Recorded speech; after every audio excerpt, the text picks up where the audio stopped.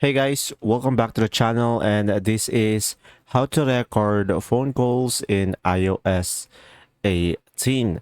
So guys, when someone call you, you will have an option on the top left corner of the screen, the voice message record icon.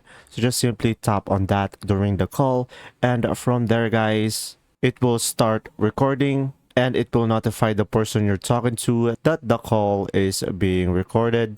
And from there guys, you will have there a transcript of your call and you'll be able to record it. So guys, if you don't have the record button on your phone, just simply make sure you have the latest version. So just simply update your iPhone by going to the settings and tapping on general, and from there just simply select software update and make sure that your iPhone is updated to iOS 18.